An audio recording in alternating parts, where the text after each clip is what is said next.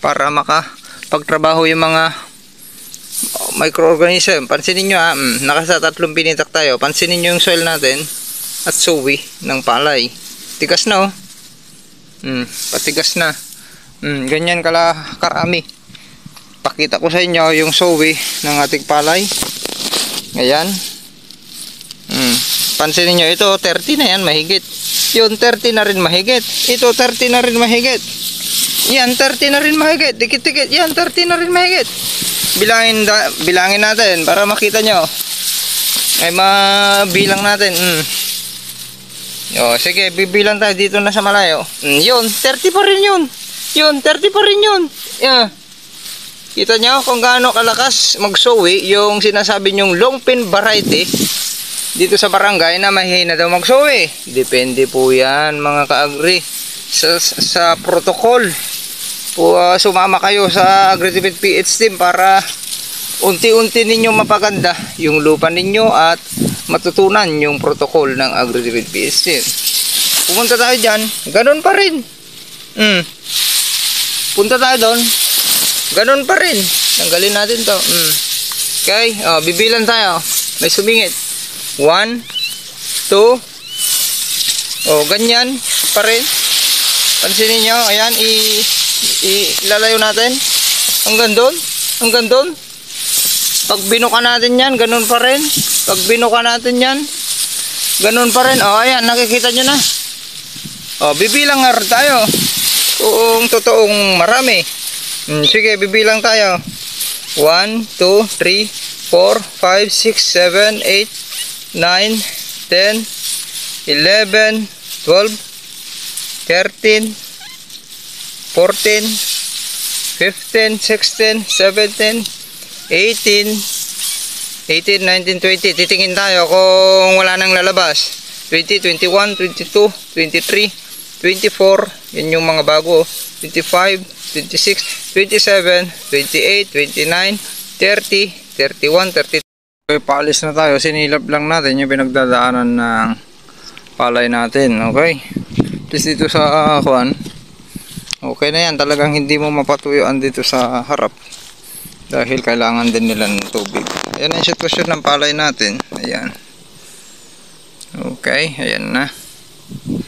Ayan. Sa patuloy na ganyan, mahangin, na may lamig, tapos biglang sisikat ang araw niyan, magpapakita yung sugat ng dahon dahil sa gabi ang lakas ng hangin, magsisimulan sa pagpadilim na hapon, tapos mahangin na yan. Okay, di ba napakaganda ng pilapil natin? Di ba? Ganda. Di ang ganda na itaas natin ang lakas ng patubig, lalo kung kung sana yan natugtungan nila, di kabilis sana silang magpatubig. Kung hinukay din nila yung kanal dyan sa papunta sa kuan nila, palayan po nila, yung sinasaka po nila. Yan. Wala yung pinapatuyan natin, may tubig na naman, kaya wala tayong time para makonyan talaga. Pero okay lang, nalalaki na yung kuan natin, nangangailangan na ng kuan yan, tubig.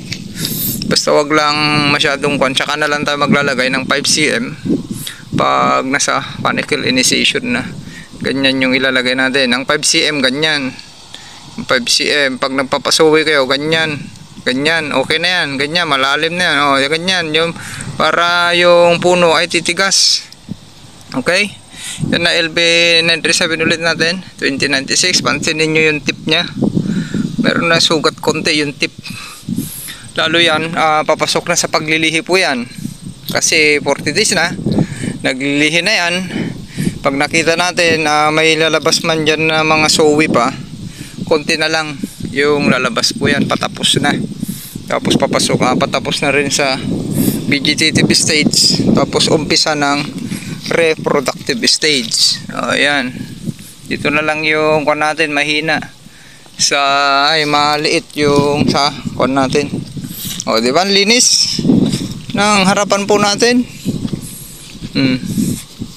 Hintayin na lang natin magkuan yan, mag top dress. Tapos ang sign pa pala, pag naglilihi na yung palay ninyo, papasok yan sa kuan, parang maninilaw. Biglang napansin nyo, maninilaw siya. Parang magla-light green siya. Mawawala yung pagka-dark niya. Lalo kung nabibitin na sa sustansya, ganyan. Naglilihi na po yan, mag-uumpisa na. Tapos biglang babalik po kasi yan kahit hindi kayo nag-abono. Kung may sapat na nitrogen, yung naibitaw nyo na, pagdating po yan ng budding stage, bago lalabas yung uhay na inyong palay, babalik po yan sa pagka-dark. Ang pinaka-greenish part niyan pag sumapaw na. Ganun po yan. Basta ang iwasan ninyo na kulay ay yung number 5 sa apat na 1, 2, 3, 4. Sa apat to kasi mag-umpisa yan. 2, 3, 4, 5. Apat na pang reading sa dahon na leaf color chart ay magre-rinse lang kayo sa 3. Pagitan ng 3 at 4 at saka 4. Huwag kayong pupunta sa napaka-dark na darker na kulay dahil delikado yun. Malalapad na yung dahon ng palay doon at madaling tamaan ng madaling tamaan na yun ng blight, sakit, pati yung pati yung puno, hanggang puno yan. Okay na, halos parehas na yung planting natin. Pamatyo na yung gilid nyan. Kaya ganoon na lang sharing skiring. Maraming salamat. Bye bye. Good afternoon mga ka-agritipid. Time check 1:41 at bumalik po tayo dito sa bukid sa piggery at may inayos lang konti at may ayusin pa. At yan, ito yung medyo may solar radiation konti pero mahangin. At yung 2 days na binugbog ng hangin, yung mga palay ay nagpakita na yung sugat sa dahon. Okay? Yan o, yan. May sugat na yung mga dahon. At least sa lang tip. Hindi yung buong hindi yung buong dahon. Yung iba ay malinis at hindi pa lumabas yung karamihang bumibinat pa lang yung karamihang 4 leaf at yung main puno, yung 5th leaf ay papalabas pa lang. Okay, hintayin natin na yung 4th leaf ay tatapat sa 3rd leaf at magtatapres na po tayo. Ika 40 days itong palay natin mula nung naitanim. Okay, ayan. Kung na yan, naglilihi na po yan. Papasok na yan sa pagbubuntis, primordium hanggang panicle formation, budding stage. Yan, sasabay na yan yung internode elongation, aangat yung mga buko nya. Nandito sa base yung buko, aangat na yan 1, 2 hanggang 3. Tapos panicle exertion, lalabas na rin yung panicle. Ganun po yan.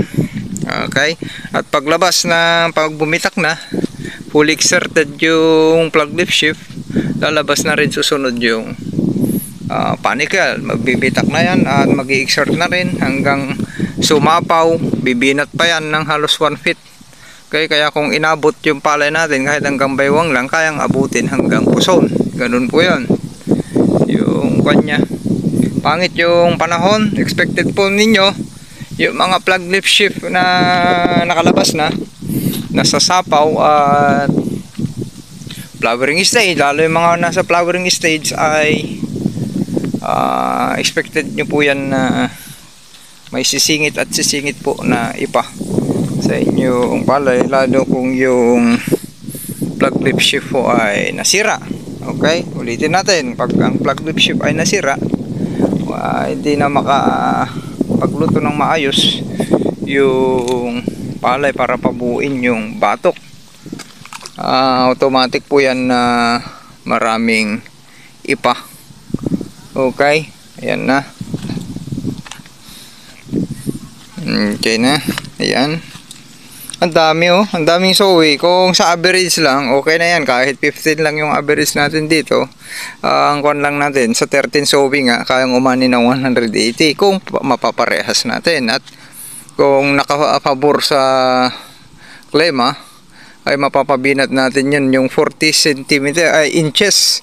40 inches ay lagpas, kuwan pala yun, puson, malapit hanggang kuwan yun, dibdib.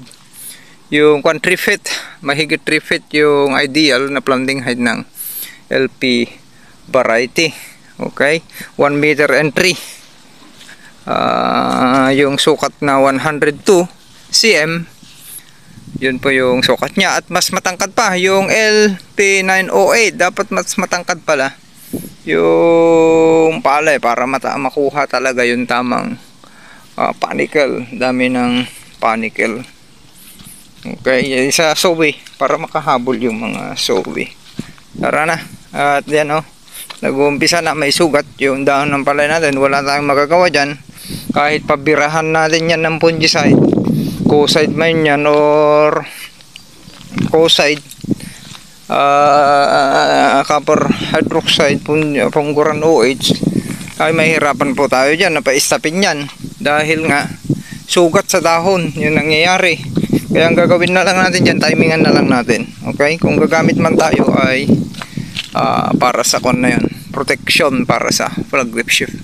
Kaya para hindi masayang yung gastos po natin. Ayan, ang sitwasyon ng palay natin, nakita nyo wala nang tubig. Dito na lang may manaka-naka, pero dito wala na. Talagang nag-drain tayo, nagpatuyo tayo konti para makapagtrabaho yung mga microorganism. Pansinin nyo nakasa 3 pinitak tayo. Pansinin nyo yung soil natin at sowi ng palay. Tigas na patigas na. Ganyan karami. Pakita ko sa inyo yung sowi ng ating palay. Ayan. Pansinin nyo, ito 30 na yan, mahigit. Yun 30 na rin mahigit. Ito 30 na rin mahigit. Yan 30 na rin mahigit. Dikit-dikit. Yan 30 na rin mahigit. Bilangin natin para makita nyo. Ay mabilang natin. Sige, bibilang tayo dito na sa malayo. Yun, 30 pa rin yun. Yun, 30 pa rin yun. Yeah. Kita nyo kung gaano kalakas magsowi yung sinasabi nyong long pin variety dito sa barangay na mahina daw magsowi. Depende po yan mga ka-agri sa protocol. Sumama kayo sa AgriTipid PH team para unti-unti ninyo mapaganda yung lupa ninyo at matutunan yung protocol ng AgriTipid PH team. Pumunta tayo dyan, ganun pa rin. Punta tayo doon, ganun pa rin. Tanggalin natin to. Okay, bibilan tayo. May sumingit. 1, 2. Ganyan pa rin. Pansinin nyo, ayan, ilalayo natin hanggang doon. Pag binuka natin yan, ganun pa rin. Pag binuka natin yan, ganun pa rin. Ayan, nakikita nyo na. Bibilang nga tayo kung totoong marami. Sige, bibilang tayo. 1, 2, 3, 4, 5, 6, 7, 8, 9, 10, 11, 12, 13, 14, 15, 16, 17, 18, 19, 20. Titingin tayo kung wala nang lalabas. 20, 21, 22, 23, 24. Yan yung mga bago. 25, 26, 27, 28, 29, 30, 31, 32, 33, 34, 35. Bago 36, 37, 38, 39, 40, 41, 42, 43, 44, 45, 46, 47, 48, 49, 50. Nandito tayo wala tayo sa gilid. Parehas yan, 50. Okay, bibilang tayo dyan. Sa kabila, parehas yan. Kita nyo naman, hindi na tayo bibilang. Ayan. Sabihin na natin average yan, kahit 15 lang. Kita nyo? Ganyan kakapal lang yung ganyan. Planting distance natin 20 by 25. 20 by 25.